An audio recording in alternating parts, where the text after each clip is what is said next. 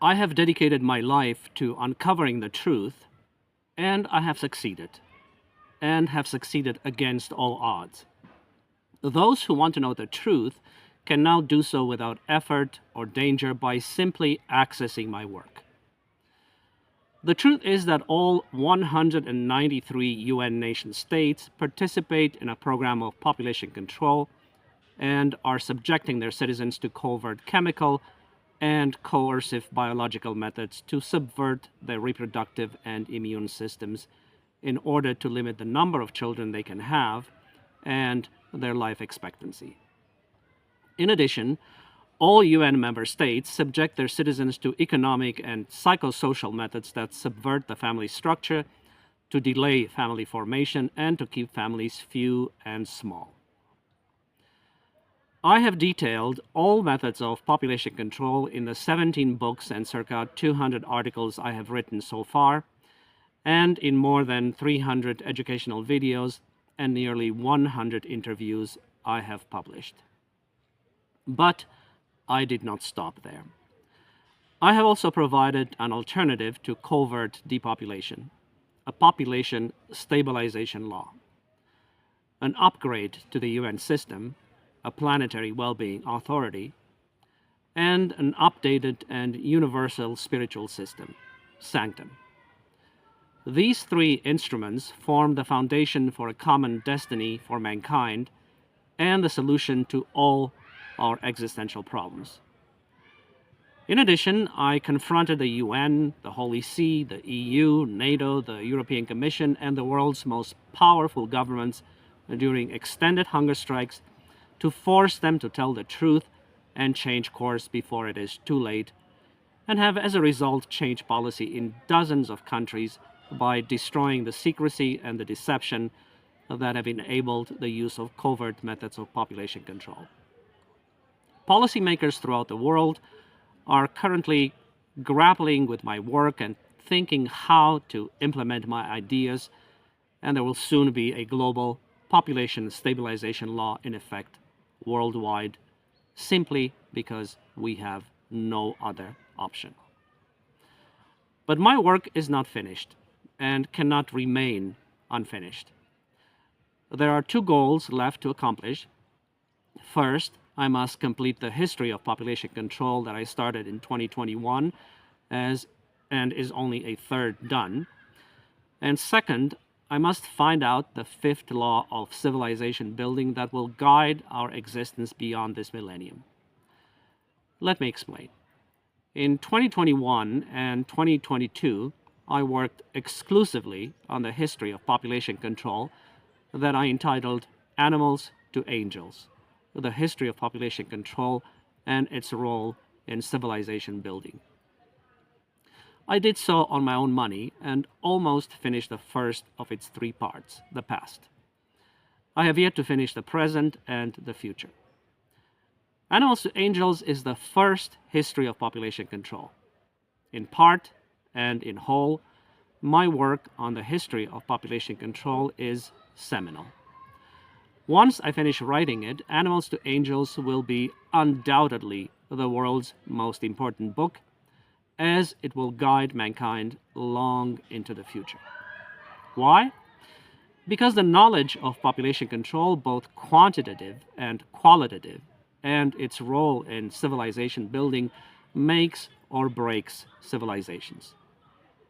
This knowledge, which is best visualized as the outer edge of the man-made matrix of control, the Kármán line of the social stratosphere, has been monopolized by a few for millennia, by sheer necessity more than ill will, and has yet to become a public good. It envelops man's universe and determines what is possible, who can exist, why we labor and for what end, what we should think and say, and how we must behave. Unlike all other knowledge that over time has been patented, copyrighted, and monetized, this knowledge has been kept secret and guarded by just a few. It met this fate because it is exceptional and has unparalleled value as it makes civilization possible. but also because it requires brilliant minds to fully understand, great courage to properly apply, and absolute selflessness to rightfully use. Those who master and wield it have absolute power over society, the power to shape and reshape it in their own image, like gods, but also the heavy burden of responsibility over the fate of mankind. My book, Animals to Angels, pries this knowledge from the hands of the few and makes it a common good, so that henceforth all those capable of comprehending it will have a say in shaping and reshaping society and the power to envision and cultivate a better world. This knowledge, once freed, will help us accomplish what all great minds in the past have sought most ardently: to put an end to all suffering. In the process, we will rise to a new level of civilization where man is no longer the predator of his fellow man and the unwitting destroyer of earth, and where no one will need to be sacrificed, but all will need to make sacrifices. In the final analysis, if I do not finish this book of all books, mankind will self-destruct, as it will continue to be rudderless, destructive, and parasitical. Animals to Angels is mankind's real history of the past, true image of the present, and only blueprint of the future. The second goal I must accomplish in the few years of life that I have left, as I'm nearly 60 years old, is to determine the fifth law of civilization building. Having determined the first four laws of civilization building, we now know how to secure our existence until the end of this millennium. The fifth law of civilization building will tell us how to secure our existence in the next millennium and beyond. The first four laws of civilization building show us that surviving in an unforgiving universe is a fine balancing act that requires not only constant sacrifices but also intelligence and foresight. They also show us that the more advanced our civilization becomes, the more we affect the planet's life support systems, and the faster we exhaust its resources, and we therefore must act earlier to prevent disaster. At our current level of civilization, we must act a century in advance. I suspect that at the next level of civilization, we will have to act a millennium in advance, and to do so, we will have to know how and why to act, which only the fifth law of civilization building will be able to tell us. The work ahead of me is truly daunting, and I'm almost afraid to embark upon it. But I'm the only one who can do it, and therefore mankind's best hope of survival. If the system would stop sabotaging my work at every step and keeping me in abject poverty and most recently in a state of utter destitution, I would not need to reach out to you.